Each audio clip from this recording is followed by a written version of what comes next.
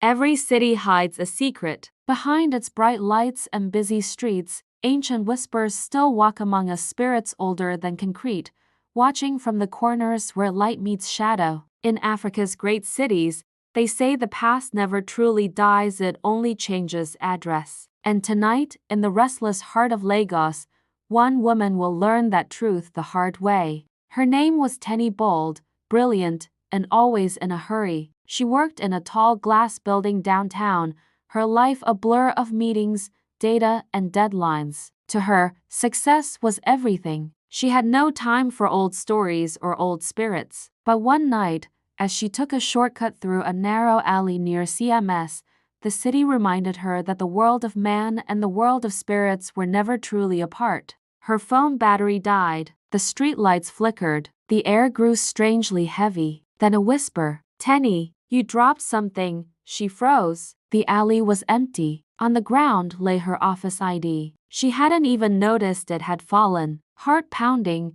she picked it up, but the whisper lingered, curling around her name like smoke. That night, she couldn't sleep. The whisper replayed in her head, soft and unsettling. She told herself it was stress, just Lagos playing tricks on her mind. But the next night proved her wrong. Tenny stood before her mirror, brushing her hair, when the lights flickered again. She sighed, thinking Nipa was at it again, but then her reflection smiled before she did. "Tenny," it said, its lips moving without sound, "you are walking a path that does not belong to you."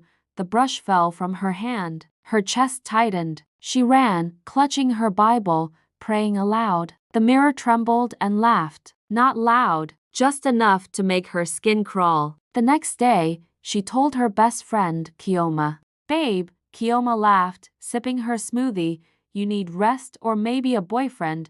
They laughed together. But that night, when Tenny came home, a note waited on her desk written in her own handwriting.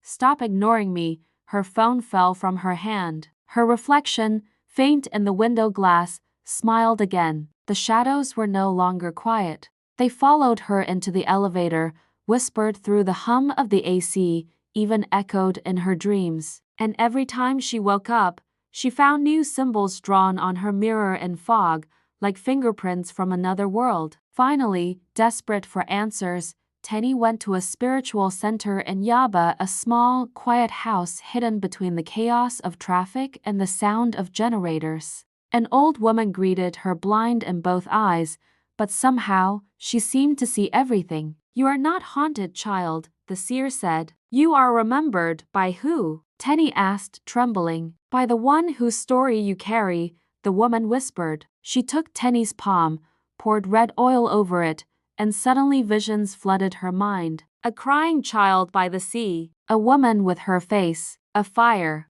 a promise never kept. Then a voice deep and sorrowful.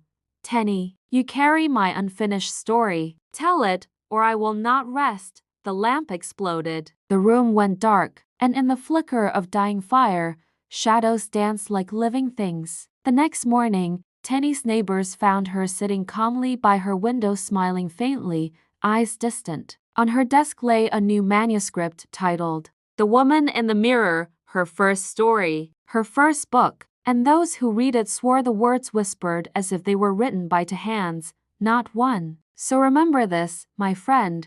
Even in our bright cities behind the car horns and high-rises, old spirits still walk beside us. They do not vanish. They adapt. They find new voices through us. If you ever feel a chill when your mirror flickers, maybe it's not the light. Maybe it's a story waiting to be told. If you'd like to hear more modern African tale stories that live between the seen and unseen, subscribe to this channel and keep your lights on tonight, because the next story might be yours.